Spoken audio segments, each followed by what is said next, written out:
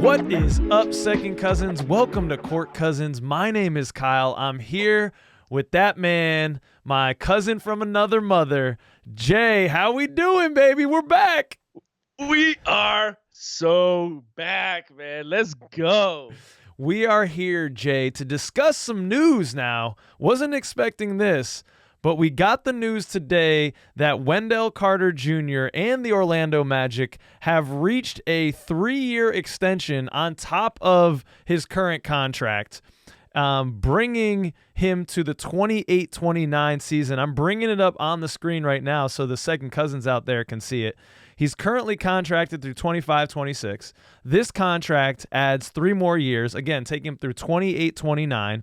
The 3 years that is being added is a $58.7 million deal. It's an average annual value right around $19 million.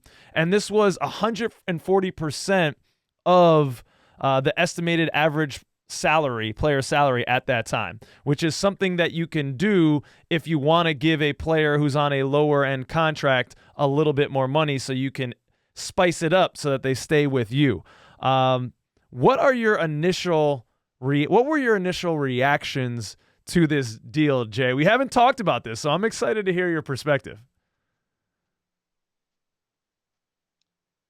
So if you noticed the beginning of the episode, we were excited because we talking about being back, all this stuff, and then I got really serious. Right? Because then I realized what you wanted to talk about. My initial reaction, I'm not going to lie to you. I was like, first of all, this is very ironic. The timing is ironic, and we could talk about why here in a second, but literally the timing was very strange, right? Secondly, I don't have an appendix anymore, but when you get appendix pain, that was my initial reaction. I was just like, ugh, for real? Okay. What's going on here? So you're very down on this. My initial reaction, yes, bro. Listen, let's get right to it, right? He has not been a person for us that has done what he needed to do. Some of the best games the Magic played last year, Goga started. Yes. We can get into all of that stuff. Yeah. In my opinion, first of all, like I said, so the timing was very ironic. The reason why was because he literally got injured on the first preseason game, right? So yeah. If this deal they were working, why did they announce it now? You know what I mean? He got injured. Let's cover it up real quick. I don't know.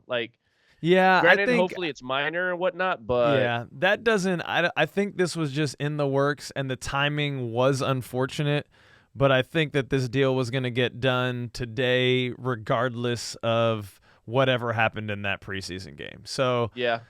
Unless barring if it was a more serious injury, but we're receiving reports that it's just kind of a minor ankle sprain. Probably won't see WCJ the rest of the preseason. But yes, I think like you, I had a gasp there. Oh no, Wendell again, because that has been the narrative, and I think that's where a lot of Magic fans are coming from, and probably where you're coming from as well. I've got a post here from 0123, whose takes on Twitter I always enjoy. And so he wrote, what made WCJ's constant injury issues palatable was knowing his low money number would come off the books before Paolo's extension kicked in. So he's talking about the old contract, which was descending super low. I think it was $10 million the last year. Yeah. It was a solid, low-risk, good value, possible trade chip. Now it's the opposite. 4 more years of fully guaranteed money relying on good health to hold value. And that is the worry, right? We had a kind of a minor hand surgery over the off season. He had some issues last year. He's had more corneal issues in the eye than any human probably on the face of the earth. He hasn't really played. I don't think he's ever played over 65 games in a year. And so that's what's most concerning to Magic fans. It's worrisome, for sure. And then you can go on the flip side and bring up a player that we've dealt with recently that had a lot of injuries in Jonathan Isaac and be like, well, the Magic stuck behind Jonathan Isaac. Here's the thing is that, I mean, I speak for myself. It would be some other guys, you can tell me if you agree with me or not, but like we stuck with Isaac because like he made an impact. Like when he did play, we know his upside. We know like fully what he can do if he just stays healthy. Like Wendell has not really shown us his full potential or what he can do. Like it's kind of like we just need a big guy, but then we got Mo Wagner, we got Goga, like we got Jonathan to fill that spot. Now he's bulking up. Jonathan gained some weight. Like it's just gray area for me in that aspect, right? So yeah, I think I agree with you a lot of what you've said, and I think that's where my concern is coming from. Obviously, Weltman and the front office, Jay, wholly believe in Wendell Carter Jr.'s potential, or they wouldn't have given them his deal. I think the logic, if you're trying to rationalize this, Magic fans, and why this happened, the logic must be that Weltman and the front office think this guy is due for a leap in the next year, in the next couple years, and therefore we have to lock him in now to a contract. Otherwise, he's going to get onto the other people's radar, which he already is. He's been talked about a lot in trades. He's still valuable, it seems, around the league.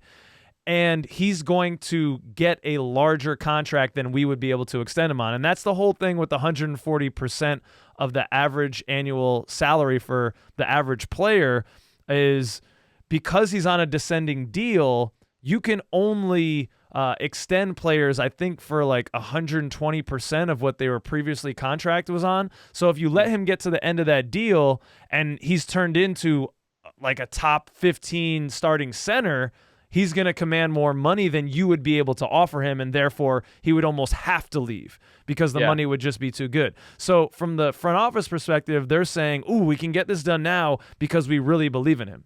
From my perspective, Jay, it's a little alarming. I know that the rhetoric has always been from the team that he is super important. But like you said, our winning streak last year was with Goga at the 5. There's articles written. Wendell has been, now this extension's keeping the core of the Magic together.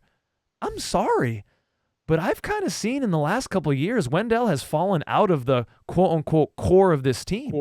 Yeah. I see him as a very important, maybe rotational player, but the value that he brought over the past couple of years was he would operate, at the nail where they at the top of the key there, setting good screens. Yep, picking, rolling or popping. But that's where Paulo likes to operate now.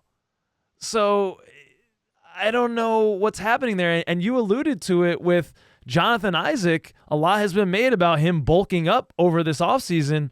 And Coach Mosley said, yeah, we want him to be able to bang with the bigs a little bit more. And I mean, overreactions from that preseason game, Jay, but damn, J.I. looked like arguably the most impactful player on the floor to me, just popping off the screen. And I'm thinking in the back of my head, there's no way this guy isn't the starting center by the end of the year in most situations. So if that's what happens and J.I., knock on wood, is staying healthy and he's the starting center, now we just gave about $20 million average annual value to Wendell Carter Jr., who's going to become a backup center. And that's where it's a little head scratchy for me. Yeah, it is. Now, unless, right, and this is where I've seen some people like kind of, because, you want to see like the general consensus of things. So like, I'm not just going to go straight off of like my initial gut reaction. I did some research, see how everybody else is feeling, right? And I went to Reddit and I saw people, talking about how we have, if you look at it, like just our size as a team, like the fact that we're paying around average about like 28 million or something like that for both Wendell and Goga. Yeah. And, those are, in a sense, right, looking at the bright side of things, like we're past my gut reaction. Now we're looking at just to try to make sense of things. I mean, we got to live with it now, unless they decide to trade him in a year or two. But we were so high on getting Isaiah Hartenstein over the offseason. And like the fact that we have those two guys, great rotational aspect on things. Like, I think we're sitting in a good place to have coverage for that spot. Our guys were still getting kind of banged up with the larger centers like Jokic and Embiid and but I think we're sitting at a decent spot for where our team is at currently. We have to still remember like our timeline, right? Let's like make sense of that and just kind of like, for sure. If you watch the beginning, the media day interviews and all that stuff, like our players, like they just want to secure like to get out of that first round. Yeah. Right. That seems like the goal, right? So if they do more than that, cool. If not, they've said it. They failed. So, like, I think we're sitting in a good place to, like, kind of, like, just let the guys play and kind of – I don't know, man. Yes, we're tired of figuring it out or whatever. I get that. But, like, so now the real question arises is he's not going to see the rest of the preseason. But, like, who comes into that starting lineup now? Do we throw Goga in there? Do we just go forward and throw JI in there? What happens? I think Mosley will probably maintain the integrity of the rotation right now and probably just move Goga into that spot as he did in the regular season when Wendell went down. But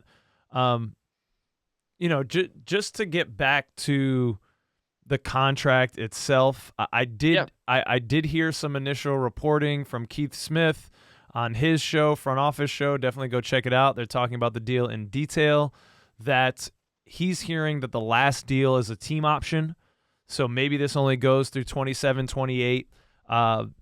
Is Wendell at $19 million untradeable? I don't think so.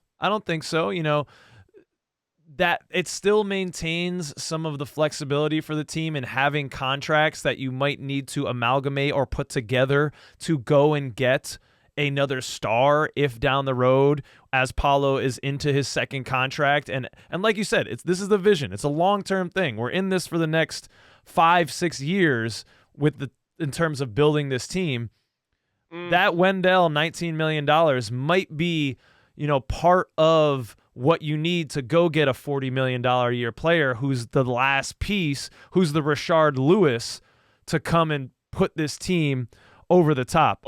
Yeah. And I am a little hesitant though, because as I'm looking around the league at, okay, so where does $19 million annual average value put Wendell? And it puts him right behind a guy I think you've heard of, Jay. His name's Nikola Vucevic. Just behind Vooch. He's just behind Ivica Zubac. He's right ahead of Jakob Poeltl, Yusuf Nurkic. Now, those guys are established starting centers.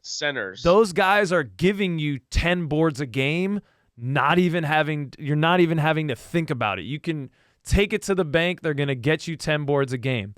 And honestly, I'm sorry, Magic fans, but if you were to tell me, like, who would you rather have right now, Vooch or Wendell, just like swapping, if I could just swap them, give me Vooch, man. Taking Vooch. He can stretch the floor more reliably. He's got a deeper offensive game and bag. He was a better rebounder. And so you're telling me that Wendell is worth that same amount? I don't know. I don't know. And that is, as I said, that's starter center money, Jay. And I'm just concerned because I see what J.I. put out, and it looks like to me Wendell is going to eventually become a backup center and play with that reserve unit. And now that seems like a little bit too much to be paying. We went from paying very little for our starting center to now paying maybe too much for a backup center. So, hey, Wendell, great guy, fits in with the culture. He loves being in Orlando, and we can't take that for granted. Historically, players haven't necessarily wanted to come to Orlando, and this guy loves it. He embraces it. He's a mellow dude. He's not trying to go out and start trouble or get into shenanigans, and we love that about him. He's perfect for the culture. Which is quite easy, and that's the kind of crazy part is, like, for the people that don't live here, it's quite easy to get distracted and, like, do things here, like, and get in trouble and things of that nature. Like, tourist hotspot, you got random people coming in and out all the time. Like, clubs are always lit downtown, everything. Like, and as far as we know, like, these youngsters, they're just about to work, as as we know right now. So sometimes on them back-to-backs, it don't look that way, but but look, you were talking about, like, the centers who get paid, like, around that money. Like, I mean, Daniel Gafford is making $13 million. Nas Reed is making $13 million. Isaiah Stewart is making 15. If you ask me, I'm taking Isaiah Stewart at 15 over that right now. Or Nas Reed. Nas Reed is killing Nas it, man. Reed, they're not going to get rid of him. Yeah, I know. We had an opportunity to get Daniel Gafford last year at the trade deadline. I thought, like, that was someone I really liked. That guy is solid, man. Yeah, he's solid for sure. And I don't know if Wendell is $7 million a year better than that. That's so maybe I'm hating, but I don't know. It's just. It definitely, in a sense, puts a lot more pressure on him, because I feel like they already know, like, they have certain, like, the fans and everybody has certain expectations, because there's no way they don't hear, like, the louder voice or whatever. But at the end of the day, I just hope he realizes the amount of pressure that he's about to get into, and just kind of embrace it. Pulls through, man. Embrace it and just pull through, man. We just need you to, like, play your role straight up. That's it, man. Gary Harris said something that really, really stuck with me in the media day. He was just like, yo, we know that Paolo and Franz are the motors of this team. Like everybody else, we're just here to, like, facilitate and, make things happen for them. So as long as Wendell embraces that mindset and knows that he's got to be, like, that player to kind of space the floor out, grab them boards and whatever, like, he'll be all right. Yeah. If he just starts coasting and kind of camping out on that 3-point line, like, I'm going to get annoyed.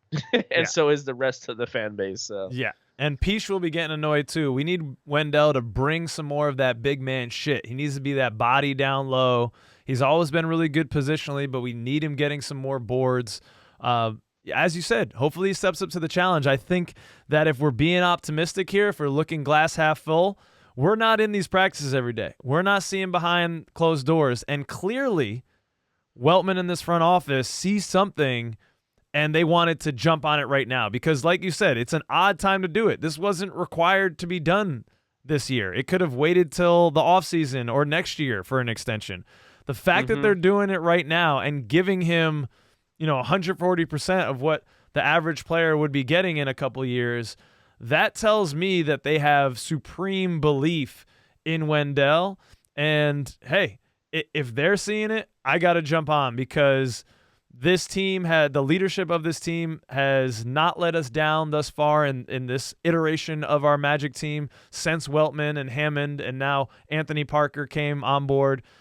Everything they've touched has been all right with me. Not everything, but, for the majority, we got to give them credit. You can't make everybody happy all the time. So, hey, we got to get on board. WCJ, let's go. Big season from you, buddy. Let's stay healthy. Let's get out there. Let's throw that big body around. Let's get some buckets. Let's get some boards. Let us know, Second Cousins, how you're feeling about this one in the comments. Are you sharing the trepidation that Jay and I feel, or are we crazying off our rockers and WCJ is the center of the future? Let us know. Jay, man, we got so much fun stuff coming this year, dude. Can't wait to kick it with you online for all the recaps and all the segments, man. It's going to be good. It's going to be great. Stay safe down there in Florida. Everyone else, stay safe. Sending love your way. And until next time, Second Cousins, peace out.